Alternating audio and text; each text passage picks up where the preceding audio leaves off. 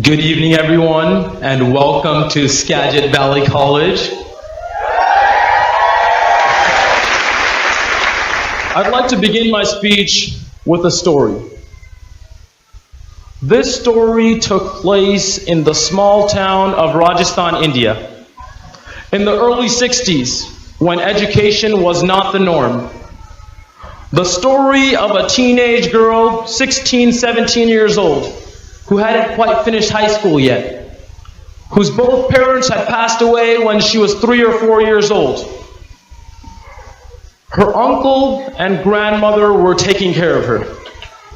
Her uncle was an educated man. He was a lawyer that graduated from one of the most prestigious universities all across India, a legal Muslim university. One day, some family friends came from far away, from Pakistan, to visit. They had a handsome-looking young man. And after spending some time together, this young man wanted to marry the girl. The girl's uncle wasn't so sure about it. He wanted her to pursue her education, to pursue her passion for education, to fulfill her high school diploma. But the girl's grandmother, she was excited. She was ecstatic. She said, "Look, my child, I'm not going to be around much longer. So it is my strong recommendation that you make the right decision." The girl was at a crossroads. Either go to school, finish her high school diploma, pursue her passion for education, or get married. She looked at her grandmother's old, wrinkly face, and she knew she didn't have too many options. Remember, she was an orphan. So she made the decision. She was going to get married.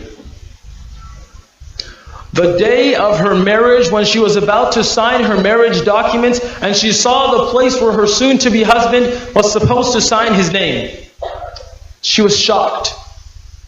She was upset and dismayed. There was no signature. There was a black impression of a thumb. This guy didn't even know how to sign his own name. Tears were coming out of her eyes, and she signed those papers.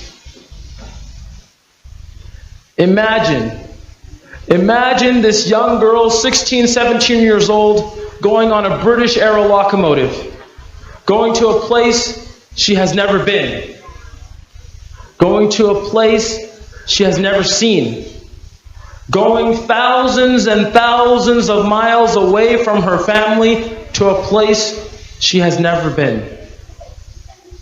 She was crying like a baby. She started her new life with her husband, and he treated her well. He was a good man. He took care of her. And after a couple of years, when they started having children, she made sure every single one of them went to the best schools possible to receive an education and to further their development. And when her eldest son was in high school, she reached another crossroads.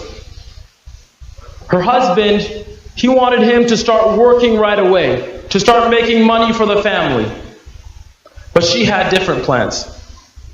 She wanted him to pursue his education.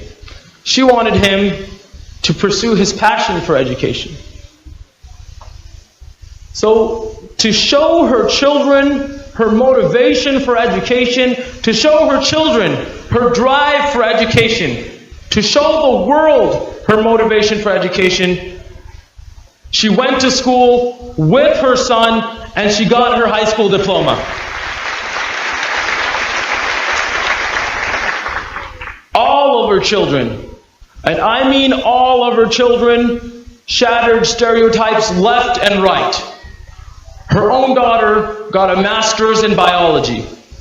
Her sons got masters in computer science, business, engineering, you name it. Her children moved far away all across the globe, from Saudi Arabia to Canada to the United States of America. Her grandchildren, Her grandchildren are attending the most prestigious universities all across the globe, from the New York Institute of Technology, to the University of British Columbia, to the University of Washington.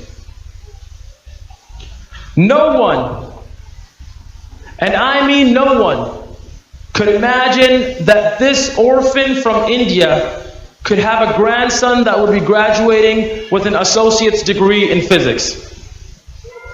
No one could imagine that this young girl could have a grandson that would be representing the Skagit Valley College class of 2019 on stage at this moment.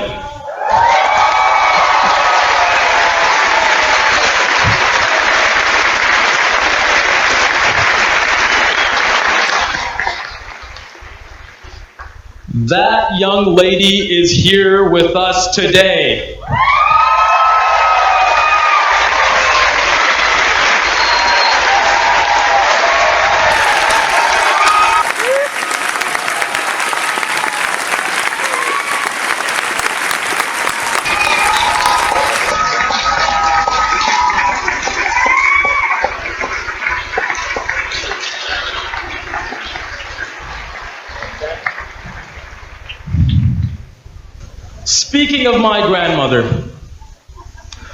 Speaking of my grandmother, she is very tech savvy for her generation. She's always on Google, Facebook, Instagram, WhatsApp, you name it. And just the other day, she was asking me about Snapchat. But in all seriousness, since she's always on Google, since she's always reading the news, she asks me about dreamers. She is concerned about how this current rhetoric is going to impact their future and their well-being. I would like to say that dreamers are vastly misrepresented by some of our country's politicians and leaders. They are some of the most hardworking, dedicated, and committed people I know.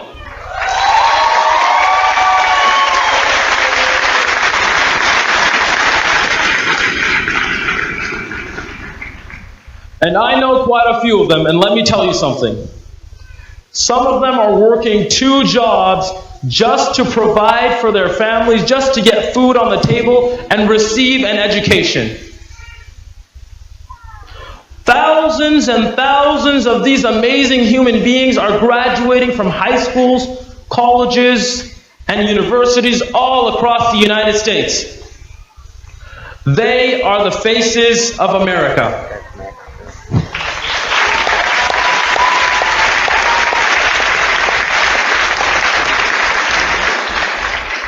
When they came to this country, some of them were so young, just 3 or 4 years old.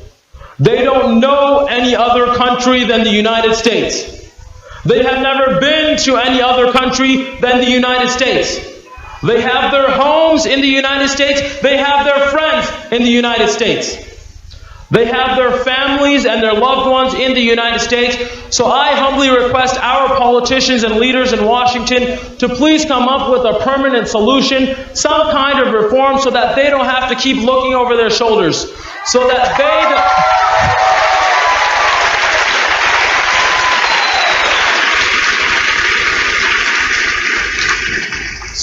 they don't have a sword hanging over their heads. I conclude my speech by addressing my fellow graduating class. Class of 2019. Now I'd like to point out one more thing that each and every one of us has, but we don't even look for it. We don't even try to find it out. What is it? It's that unique talent, that unique skill that every single one of us has, but we don't even look for it. This skill might relate to sciences or medicine. It might relate to arts or music, or sports or athletics. But you won't find out until you try new things. So get involved. Try new things. Follow your passions. Dig deep inside you. Bring out your talent and share it to the world. Thank you very much, everyone. Thank you.